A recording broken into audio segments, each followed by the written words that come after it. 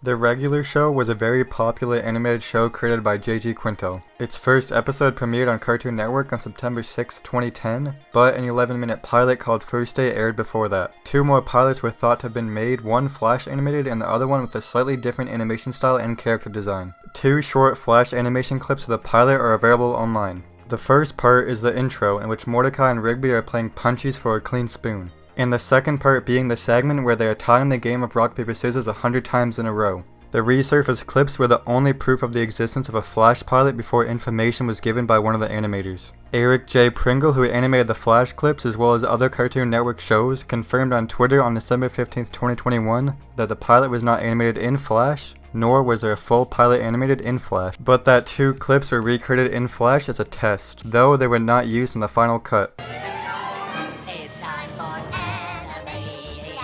Animaniacs was an animated series created by Tom Ruegger. The show consists of comedy skits centered on a large cast of characters, including Yakko, Wakko, Dot, Pinky, Slappy Squirrel, and others. There were only two shorts named Meet Minerva and Moon Over Minerva, in which Minerva Mink made an appearance. Because of her risque nature, there were rumors that there were other unaired animated shorts featuring the character.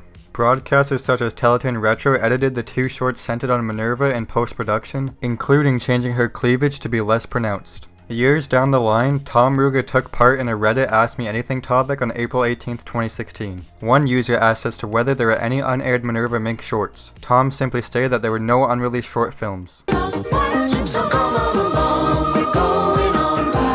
Pocket Money is a non-existent Nickelodeon TV show that was first mentioned in the channel's press kit in 1979. It was unclear whether the show ever went into production for the network, or if it was mentioned for some other reason until it was confirmed that it did not exist as a separate property. In the 1979 press kit for Nickelodeon, Pocket Money was mentioned for the first and only time. Their description reads, "Pocket Money, a show that will cover everything from lollipop factories to youth and politics." This is the only official mention of the show by Nickelodeon, as it was never mentioned again by the network in any capacity. It's unclear what the show was about or what happened to it. There were several theories about what Pocket Money was and what happened to it, including the following. The most popular theory for Pocket Money was that it was an early name for another obscure Nickelodeon show, By the Way. The YouTube user Paparena first confirmed this theory in an episode of his Nick Nack series. This theory is supported by the fact that By the Way is not mentioned anywhere else in the press kit, despite the fact that other Nickelodeon shows are. Another theory is that Nickelodeon cancelled Pocket Money entirely, which would explain why the show was never mentioned after the press kit. The final theory was that Pocket Money was included in the press kit as filler to make it appear as if there were more Nickelodeon shows scheduled to air.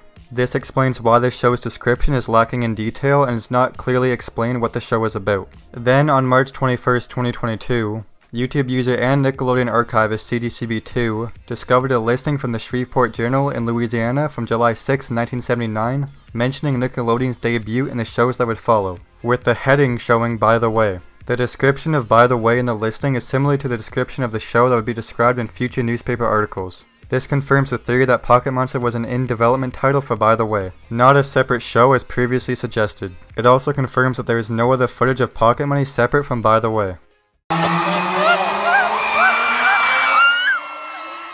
New Kids on the Block was an NES game created by the Parker Brothers and was based on the American boy band of the same name. It was most likely created during the group's peak years, which is between 1988 and 1993. Very little is known about the game, and the only evidence of the game's existence is a prototype box for it that was sold on eBay in 2009 by Tracy Baron, the wife of former Electronic Gaming Monthly editor Andrew Baron, who kept the item after he left the magazine. But in the end, according to programmer David Crane, the game was merely an early concept done by the Parker Brothers and never went past the design papers. Most challenging role since his Academy Award-winning Lost Weekend. X, the Man with the X-Ray Eyes is a 1963 horror film starring Ray Milland as Dr. James Xavier, a scientist whose experiments grant him ever-increasing vision powers that eventually drive him insane. In the released ending, a broken James Xavier stumbles into a revival tent where he follows the evangelist's advice to follow the biblical invocation to pluck out an offending eye. He ends up blinding himself and ends his suffering. Stephen King claims in his book Danse Macabre that Corman filmed an ending with which the self-blinded Xavier exclaims in agony, "I can still see." However, in a 2017 interview with Roger Corman, he stated that this alternate ending does not exist, and that Stephen King simply wrote the film's ending after seeing it. However, Roger did like this idea and he wanted to remake the film with this ending. Capital Punishment was a cancelled video game project by Al Lowe. By the end of 1994, the game would have been published and released for the PC. It was supposed to be an action game in which the player would take on the roles of both Bill and Hillary Clinton, riding in a canoe down a long river while avoiding numerous obstacles and enemies, most of whom were based on rival politicians, and the gameplay would include satirical imagery about politics. Aulo cancelled the game after realizing that his concept was better on paper than in practice, as well as due to technical limitations. After putting together so many elements, the game would apparently bog down terribly. According to Al Lowe, there were no builds for capital punishment other than screenshots. He stated that the game was never developed beyond the prototype stage and that he had since sold the game's animation cells on eBay. The Island of Shimajura the Tiger is an animated children's anime made by Benesse. It follows Shimajuro and his friends discovering Challenge Island. The show is best known for its toilet training videos, which became viral in the United States and were featured on the talk show The Soup. The first film in the series was released in 1993, and 3 sequels have since been released. It's one of Japan's most popular anime series for young children. Many people assume that the series had been dubbed in English. There was actually a commenter on the video that Benesse had since removed claimed that as a kid he had a few episodes in English on VHS. Furthermore, according to a closed GeoCities The Preschool report, the dub was apparently produced by Sinner, the creators of the popular Canadian preschool show Caillou. According to Preschool report, the dub was renamed The Adventures of Shimajuro. The dub kept the main characters' names, but the adults' names were changed to Mr. or Mrs. followed by the species name except for Shimajuro's teacher, and changed Challenge Island to Animal Island. It was unknown how many English episodes were produced, how many were broadcast on television and or VHS, and which channels they were broadcasted on, as VHS tapes were extremely difficult to come by. The VHS in question, according to a Yahoo Answers thread, is a bootleg, with the voices dubbed over the original Japanese audio. In the end, a Lost Media Wiki user spoke with Benesse representatives, who confirmed that the Shimajura property was never licensed to any English-speaking company, so therefore the series was never dubbed into English.